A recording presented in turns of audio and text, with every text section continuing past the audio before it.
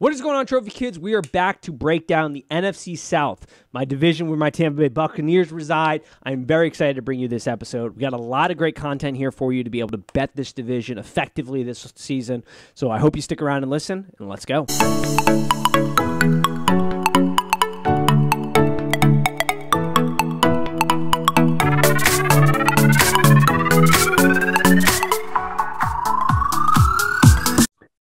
Welcome to Trophy Kids, presented by Bad News Media. It is our NFC South divisional breakdown. You will have heard the NFC East by this point. Now we're moving from our second favorite division in this conference to our first favorite because of my Bucs, and I am the host, so they are the first favorite. We're moving to the NFC South, and we will be talking about the Bucs last. So I'm already putting that on the back burner. We'll be spending a little time with them last, but I would like to start with the team that might be the worst 7-win team last season. They're sort of like the Nebraska 3-win team last year in college. Nebraska 3 wins was the greatest 3-winning team I've ever seen in my life in college football.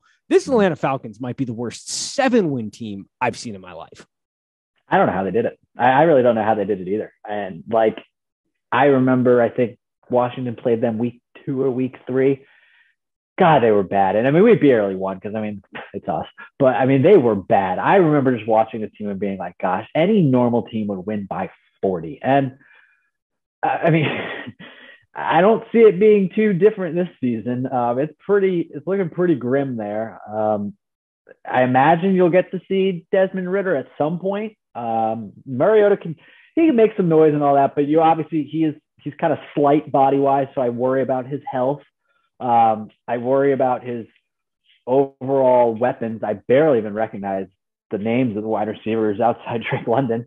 You gotta love Kyle Pitts, but obviously, that. At what point, what position is Cordero Patterson? I don't even know. So this is just a team that I don't know how they did it last year. I don't see them doing it again, but they always seem to be okay, no matter what. The Falcons always okay. I don't know if we'll see if it was a Matt Ryan factor. I think a lot of it might have been. I see it being a pretty ugly year for this team.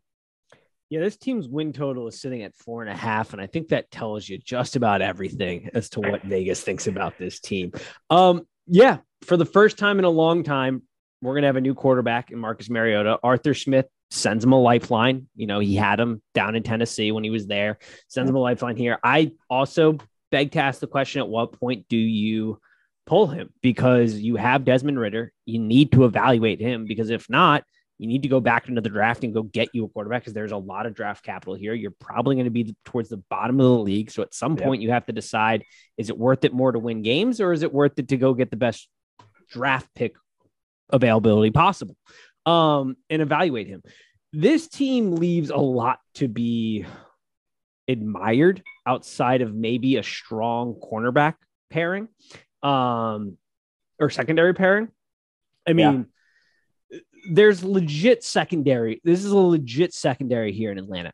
Outside of that, not a great team.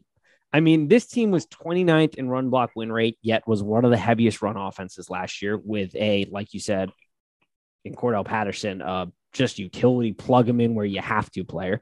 The D-line was absolute garbage. So in both trenches, you were bad.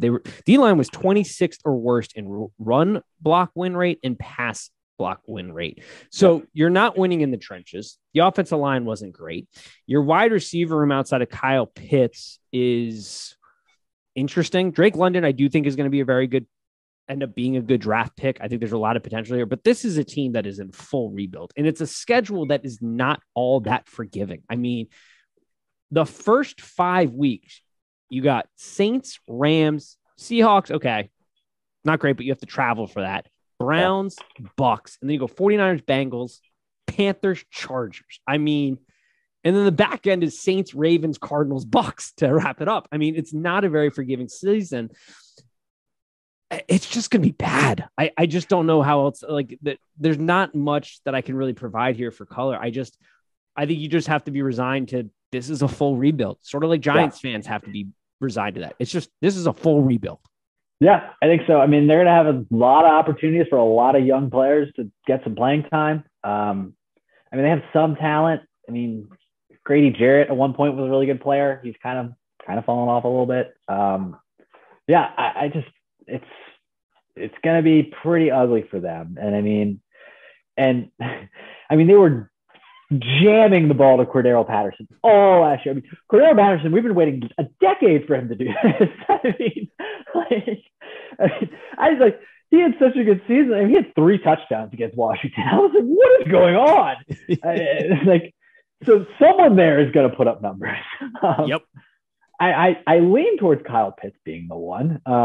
Yeah, I don't know. This is going to be it's going to be ugly, but you'll get an opportunity to see a lot of young players, I think.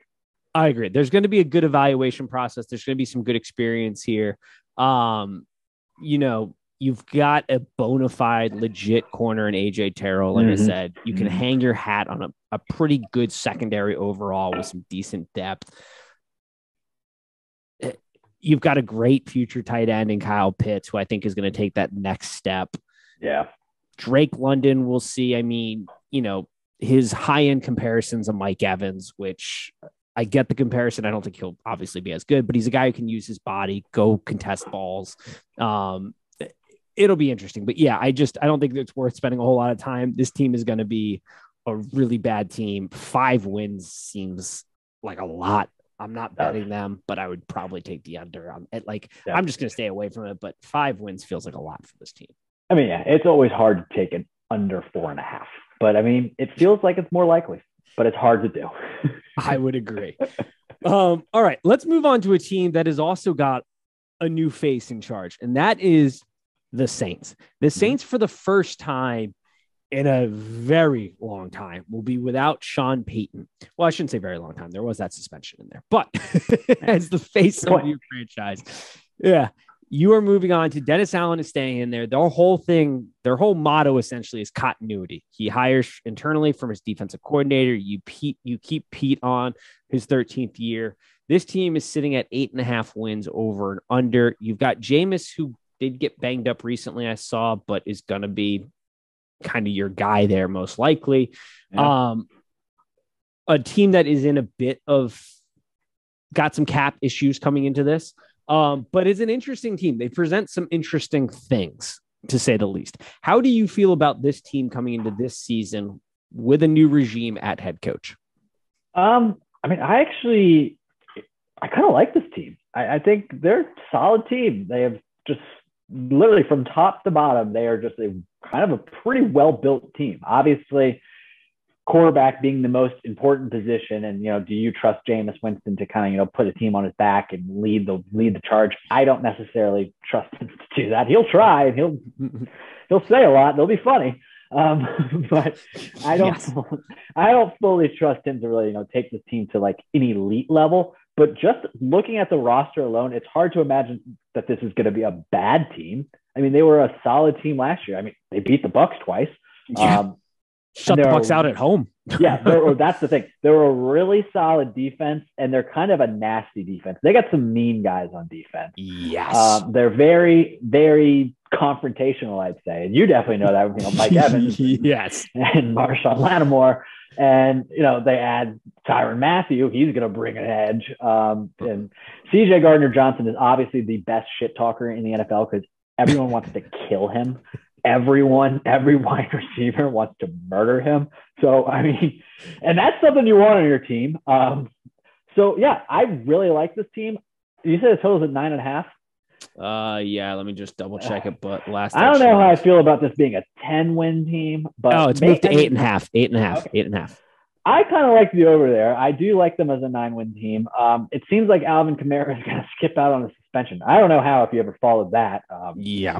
He should probably be suspended. I mean, maybe he should go to jail. Anyway, Deshaun Watson's taken a lot of the shine this offseason. I mean, yeah, but Alvin Kamara is sending Deshaun, I think, his fine because he was way under the radar because of that.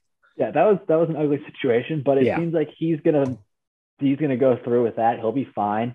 Michael Thomas, I think, is a huge question mark. I mean, when was the last time he played football?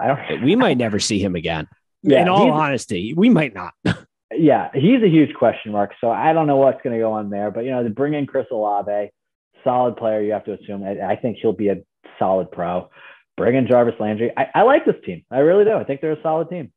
Yeah. If I wasn't a Bucs fan, I'd enjoy this defense a hell of a lot more than I do right now, because you are right. They do play with an edge and they're fun to watch and they are dangerous on any given Sunday. I mean, this team in the red zone defensively was lights out efficient. And you've got, it starts with Cam Jordan, the future Hall of Famer. I mean, I think he's missed like 2 games in like the last 11 years or something. Yeah. I mean, just a battler. You get a great signing for Tyrann Mathieu. Pretty not that expensive of a signing. I mean, he fits very well in there. Jameis will be interesting. The defense is going to be what keeps them really solid while the offense tries to figure it out, because I think the offense could have some growing pains. And I really put that on what we see out of Trevor Penning, the offensive lineman who's just getting all this hype because he's like the ultimate, like, I just like beating up dudes and football's the favorite because I get to assault people. Elite level run blocker. Don't get me wrong, elite level, but his pass blocking leaves a lot to be desired. I think they'd be smarter to move him in as guard. He's going to get beat like a drum this season if he starts at left tackle. We'll see. I don't think he's going to. I think Hurts is the projected starter, but he's interesting. I wanted to get my Trevor Penning take out there because everybody seems to be so high on him. I'm like, yeah, great run blocker, but watch that man try to pass block. He can't tie his shoelaces together competently. And Jameis will hold on to that ball. Yes. Jameis, I think somebody clocked it last season. It was like 7 seconds or something was his average hold on time, which is just absurd in the NFL. And I don't know if that was he's still trying to figure out the offense or he's being Jameis and just big game hunting, which I lean towards the latter there. He's going to love Chris Olave. Chris Olave and him, he is going to be his new fuck it. Chris is down there somewhere. Wide receiver. You sign Landry, who's a nice piece. I mean, he's not he doesn't fit necessarily with what Jameis is trying to do, but he's a good control the ball kind of guy. We'll see the Alvin Kamara situation. All indications, like you say, he's going to play. Slant boy is a maybe. We'll see. I mean, he had an outer ankle injury, which makes it hard for him to get some real good kind of put your foot into the ground and move. And then he's got a hamstring issue. So we may never see him play, but the defense, like I said, I agree with your take. This is just a well-built team. It's a well-oiled machine. There's no turnover in coaching. It's all promoted from within. So the organizational culture shouldn't shift too greatly, I don't think. I'll be interested to see if the defense does take a step back, given Dennis Allen is now the head coach and has more responsibilities, but the defense is his baby. So I have to imagine it won't be too dramatic. And like you said, they play with an edge, and defense in the NFL, as long as you have a good scheme, which they're going to have, it's mostly about hustle and effort and playing with that edge, and they have it. So yeah, this is a really, really solid team, I think. And then one thing I do want to point out, and I hope I don't jinx them saying this, I do worry a little bit about Alvin Kamara and his usage. He's been healthy for about 5 straight seasons as a running back, and you just start to worry when that happens with running backs. So I do worry there a little bit. Hopefully, I didn't just jinx the guy, but that's just a concern I have. It's the same philosophy I used with the Cowboys when we did the NFC East there. 8th healthiest team last year. I mean, it's hard to stay in the top 10 year to year. Like, it's just hard to keep in the National Football League, a violent sport. So yeah, we'll see. I mean, they get a cupcake game in Atlanta, and then they go right to Tampa Bay, which will be an interesting showdown in week 2. So it's an interesting to look out for. Anything else before we move on to our next NFC South team? No, that's about it. Let's talk about the Carolina Panthers, a team that I am somewhat high on, to be honest, coming into this season. There's always that kind of middle team that sort of breaks through the noise, that like projected 6-ish win team, which is where their projected 6.5 wins is right now. And the NFC is such a disaster that I think this team has a lot of potential, mostly because the passing game is going to increase. No matter what your feelings are on Baker, you cannot get worse than what this quarterback room produced last season. They were dead last in EPA per attempt. They were dead last in team completion percentage. They were 31st in TD rate. They were 31st in yards per attempt, and they were 31st in interception percentage. Baker is automatically going to raise the ceiling for this team offensively. At his best, I'm not saying Baker is an elite type of guy, but I think we forget First year, almost won Rookie of the Year. Second year had Freddie Kitchens, who was one of the most inept head coaches I've ever seen. And then he was playing relatively well until he got hurt. This is a guy who fits in sort of the middle of the pack for me, average guy. He plays with an edge. I very much like him. The weapons he has at his usage here are very good, in my opinion, especially with DJ Moore, a guy who kind of flies under the radar, mostly because he's had really terrible quarterback play, but is a baller. If you get Robbie Anderson playing well, the offensive line is going to be okay. I have a lot of hopes for this team, but before I get too far ahead of myself, how do you see the Carolina Panthers 2022 season kicking off? I mean, yeah, I kind of agree with you. It's hard to imagine that this is going to be a worse team just based off of, the additions they made in the offseason, particularly at the quarterback position, and then just guys returning healthy. Hopefully, you're going to be hopeful that they stay healthy. But yeah, it's been pretty poor down there in Carolina. Whenever I get a little down on, Ron Rivera being my coach, I think to myself, you know what? He left Carolina and they're worse than what he left them as. However, I will say, I agree with you. I do like this roster. I do think there's talent, especially on the offense, especially where it comes to their weapons. DJ Moore is a stud. You said it. He's a beast. DJ Moore is really good. He's never had a quarterback. I compare him kind of to Terry McLaurin situation. It's kind of similar. It's a good comparison. Yeah. I mean, he's a beast, and I expect him to have a very good year. Robbie Anderson, he's kind of an up or down guy. I think he's kind of a knucklehead. He's kind of an up or down guy, but he can produce. He can stretch the field. He's talented. And then obviously one massive factor on this offense is Christian McCaffrey. Yep. Can he stay healthy? If he stays healthy, he's going to have 100 receptions. I mean, he's going to potentially have 1,000 rushing yards and 1,000 receiving yards again. But that's obviously a huge ask. It's been 2 full seasons. And then I'd love to go back and listen to the podcast of that extension. We were all about it. Remember that? We loved the Christian McCaffrey extension. We fucked that one up. Yep. we were like, he's only 24. This is great. He'll be fine. They'll get years of health out of him. Yeah, right. I'm pretty sure at one point I said it is never a smart idea to sign a running back to a full extension, except for when it's Christian McCaffrey, because I think the exact line I dropped. Whoops. Yeah. Drop the ball on that one. That's funny. But I don't think this team is gonna be awesome, but they have some talent. They have pretty good secondary. You gotta love J.C. Horn, Jeremy Chin. They have young talent in the secondary. They bring Matt Ioannidis over from Washington, who, by the way, has been a defensive tackle in Washington, who has had like 8 sack seasons, 9 sack seasons. He just kind of got lost in that defensive line. He's a beast. Yep. I don't think this is gonna be a playoff team. I think they're probably 3rd in this division. I think the Saints are better. Obviously, Tampa Bay is better. But I think this is a team that could be dangerous. I mean, it's not someone that you want to sleep on. No, and that's why I do like over 6 wins for them. Yeah. And it's probably one of my more, I'm going to once again wait until training camp is over because this is an injury. And Christian McCaffrey's going to have to stay healthy for this team to really make noise. Like if you're a true blue believer in the Carolina Panthers this season, you need Christian McCaffrey because the offensive line is not great. It is definitely going to be improved from last season. I mean, you have a legitimate stud at right tackle, graded out as the 4th best right tackle last year, 3rd best the previous season. You upgrade with Iquanu from North Carolina State. Yes, he's a rookie, but the dude's a baller. He's going to be at least decent. You're bringing in a new center and right guard. Christian McCaffrey's going to have to stay healthy to take a little pressure, though, off them. And it's going to be very important to keep Baker healthy because we all know Baker is a much better quarterback, not under pressure, than he is when he is facing pressure. But people, once again, do forget, 2020, Baker, quarterback with at least 400 dropbacks. He did grade out as the 8th best passer. And with no OBJ on the field, he had the 7th best EPA per attempt. So now, once again, I'm not out here standing at like Baker's an elite quarterback in this league, but he is a middle of the line, good quarterback that is not going to be your overall issue, I think. Health is the concern. I'm glad you brought up kind of the defenses there and Matt Ioannidis, who's great. You've got J.C. Horn. He can stay healthy. I think he's really good. Jeremy Chin's good. You bring over Xavier Ward and you got Dante Jackson on the other corner.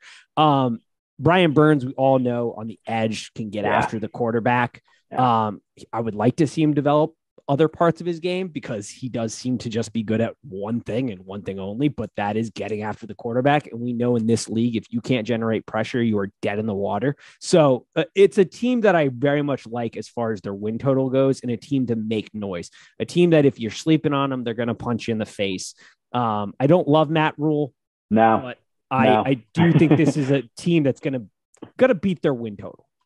Yeah, that I'm glad you actually brought that up. We haven't brought up the coaching staff. Don't love it. Don't love the Matt Rule, Ben McAdoo combination there. That should be brought up. Yes. Matt Rule, not a Matt Rule guy, but I do.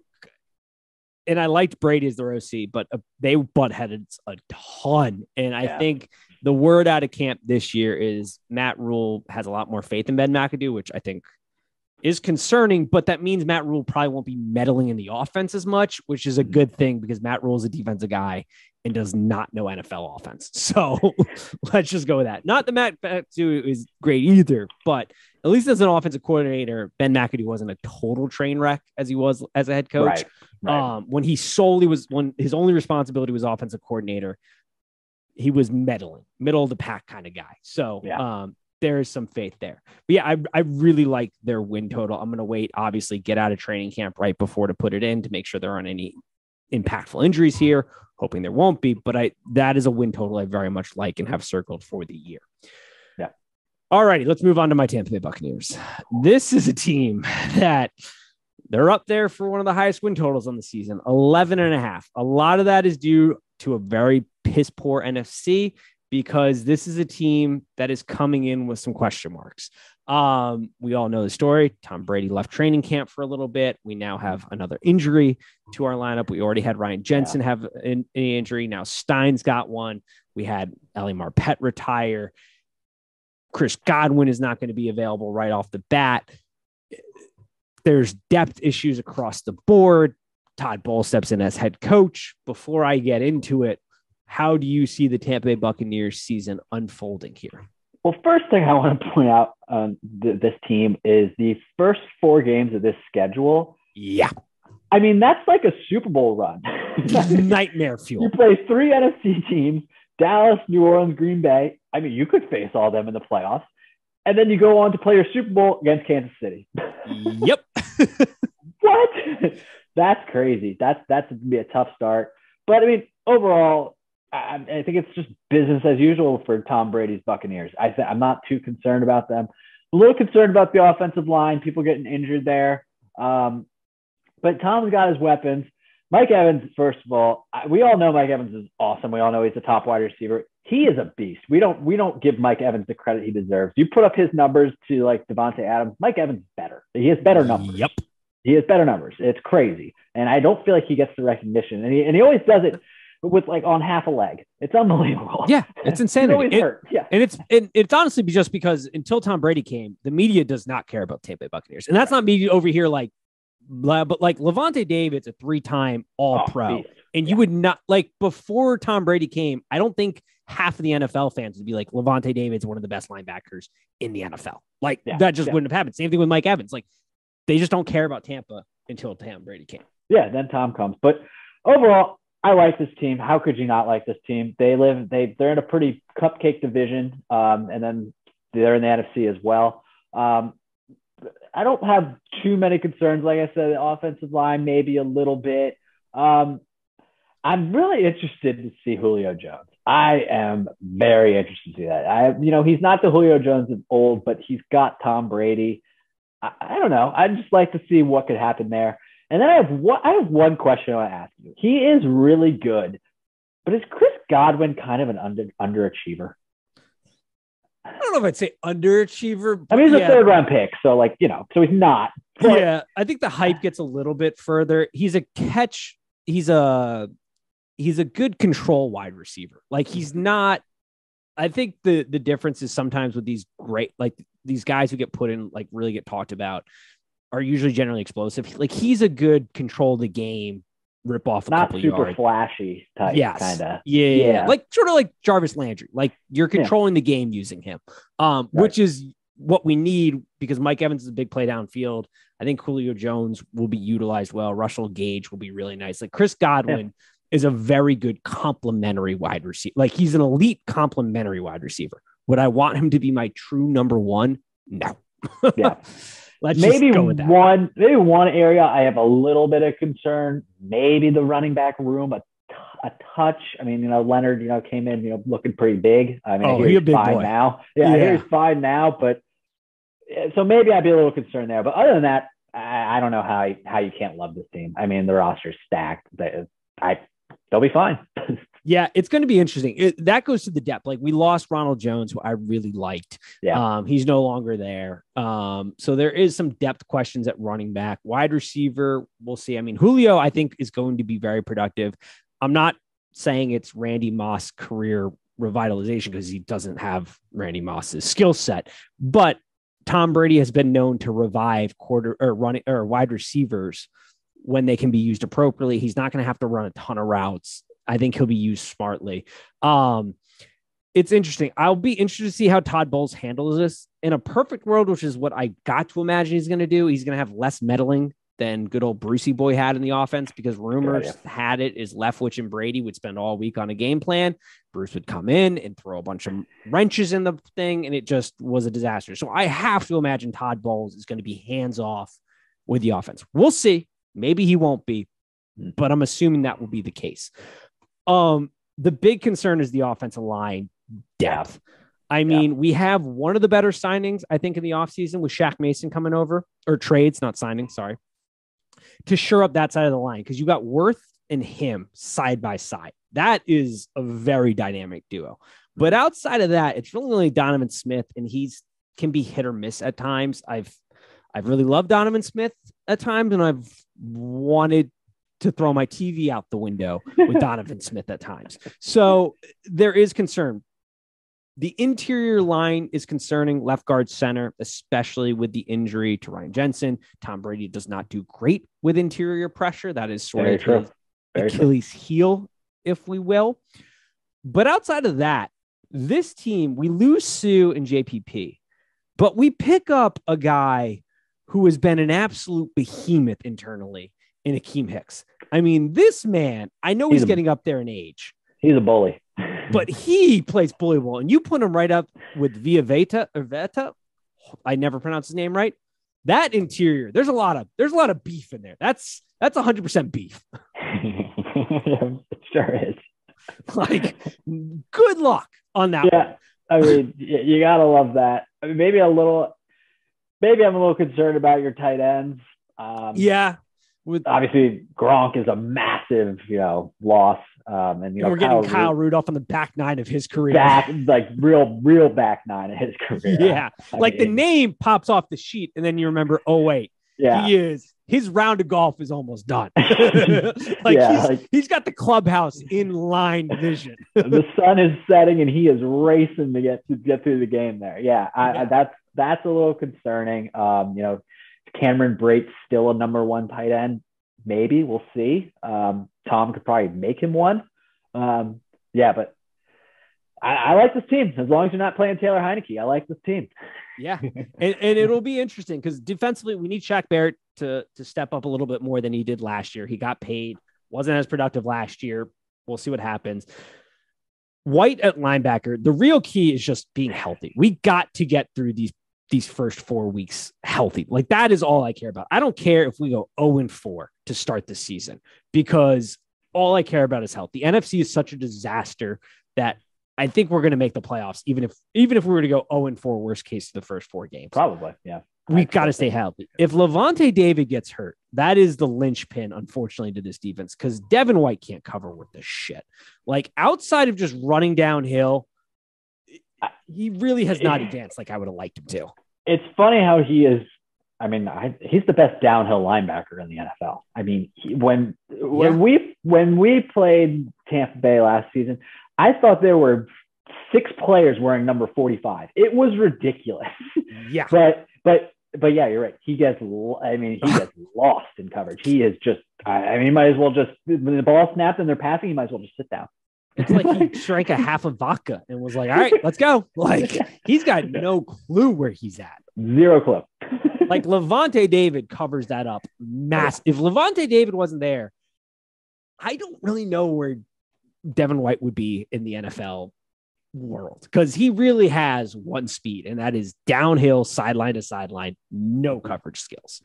Zero. But Zippy. what he does well is immaculate. How can you be such a freak athlete and move so well, but can't cover anyone? I'll never understand. I won't know because I can't do either. But I just don't understand how you can be so fast but you can't cover anyone. Yeah. And then we got Winfield in the back for the safeties with Logan Ryan. Winfield has come up well. Corners, I like Davis. I like the corner situation. Not the best in the world, but not the worst. It's a good team. It's just health is the name of the game.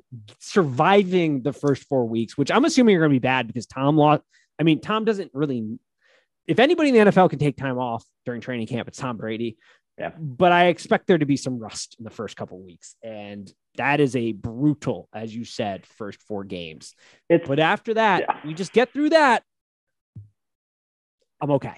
Yeah, I mean, it's a tough start, but you got to imagine the Tampa Bay defensive line right now is foaming at the mouth for Dallas. I mean, just the injuries along their offensive line.